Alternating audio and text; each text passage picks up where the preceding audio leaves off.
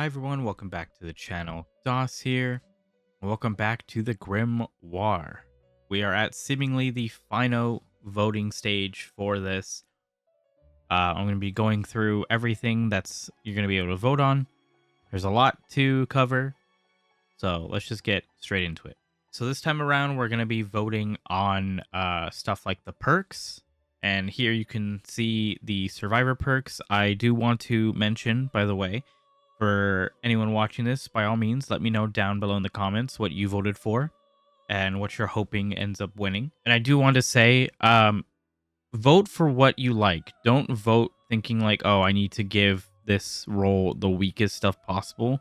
Vote for stuff you'd actually want to use, okay? But anyway, we've got Fruits of Your Labor, a token perk that gives incremental haste and healing, or Shooting Stars, a perk that shares and synergizes elusive between survivors. So you've obviously got your first options right here, then your second perk and your third perk. So I think for me, I probably would vote for Fruits of Your Labor. I don't really find elusive all that super good. Then we've got Salvation's Cry, a perk that shares auras when the killer starts to chase, or What Goes Around, a perk that banks tokens for a big pallet stun. Huh. Big pallet stun.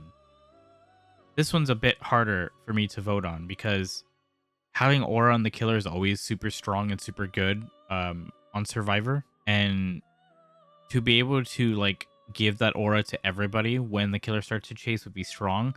It probably would be like what starts to chase with you. I think just for the fun of it, I'm probably gonna vote for What Goes Around so I can see what they mean by big pallet stun.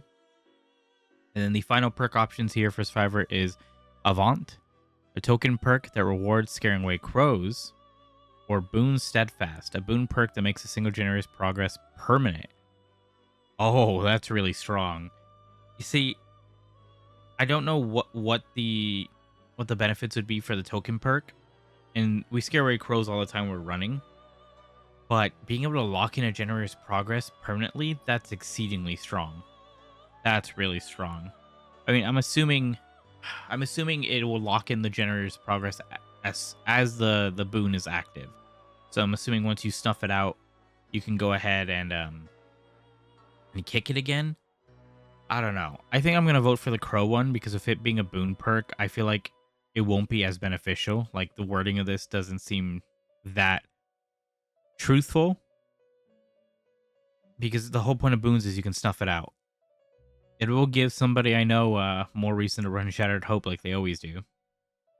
But these are the Survivor perk options, so I'm probably going to be voting for Fruits of Labor, Salvation's Cry, and Avant, so all the top options. That's not all. We also have the killer perks to vote on. We've got Run Down the Sinner, a totem perk that gives you incremental haste and chase, or Vigilance, an obsession perk that gives you near perfect aura reveal. I actually like both of these. Like having haste and chase is very good, no matter which side you're on, but having aura is also really good no matter what side you're on. So that's actually a tough decision. I feel like I'll go with the totem. And the next wave is Hex. Flesh is weak, a Hex perk that increases exhausted, or Hex under your thumb. A Hex perk that limits survivors' haste. Ooh, I'm definitely going Hex under your thumb. I think Hex under your thumb would be much better because, again, haste is really strong against a lot of killers. For example, like with Vecna, having sprint burst, stuff like that is really strong against him because it makes it so that he can't just get an easy hit immediately with his power.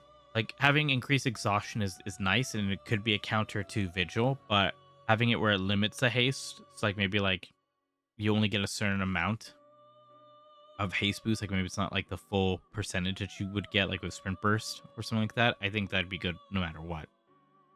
And the final perk option is Lay Waste, a perk that increases regression on near complete generators, or Desolation, a perk that gives broken to survivors who are nearby and when they recover.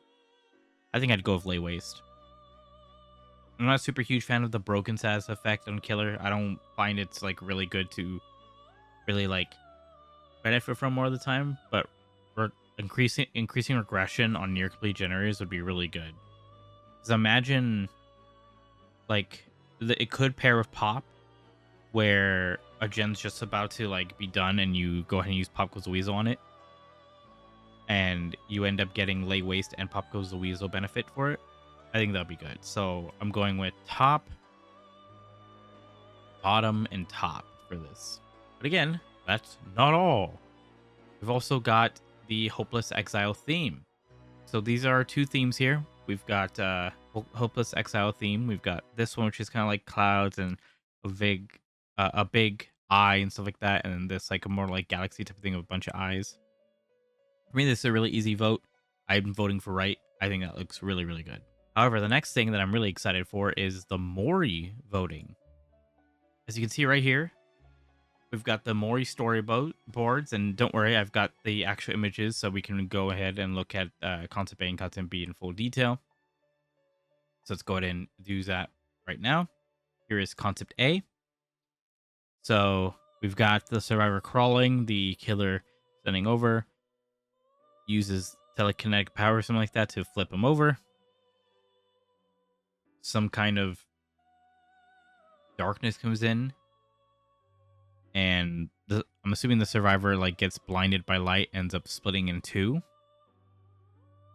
And then Concept B is this. So the killer stabs the survivor with its legs, then stabs the survivor with its weapon. Some kind of power ability happens, and then ends up being a beam of light, and then this the body falls apart, and we get an ending shot with the killer. They're both pretty damn good. I feel like just for the sake of it not being super samey, I probably will go with B, just because the beginning of A is just like the nurse where you flip it over with telekinesis. And I like the camera work in the storyboard a lot more. So I'm personally going to go with B.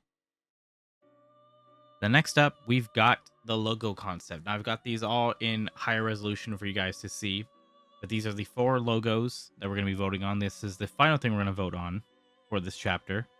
We've got the first Chorus of Sin logo right here, with the little angel wings and stuff like that.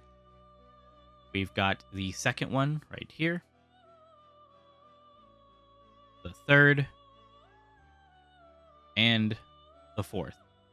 I think for me personally, I like the font for the third one a lot more. It is a shame because the first one I like the little like design right here, but I like the font and the flow of the words for this. So I'd be voting for this. And that is it. That is everything as far as I'm aware that we're going to be voting on for the chapter.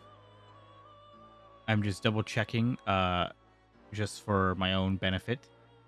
But yeah, I'm pretty sure that's it. I'm super excited about this. A thing that I should mention is just like last time, there should be a way to vote directly on Twitch. So if you're watching anybody and they're voting on Twitch, there should be a widget that they can include for you to vote. But yeah, by the time that you are seeing this, the voting should be going live pretty soon. It should be live at 12 p.m. Eastern, which would be 9 a.m. Pacific. So basically, when you're watching this, it should be live, unless there's some complications with behavior. But yeah, hopefully you guys get what you vote for. Hopefully everything goes well. And again, let me know what you voted for down in the comments. But that's going to be it for now. Hopefully you guys are enjoying the new content. If you're new around here, leave a like, hit that subscribe button, and it really helps out a lot. And as always, I hope you all have a good morning, afternoon, and evening. Goodbye, everyone.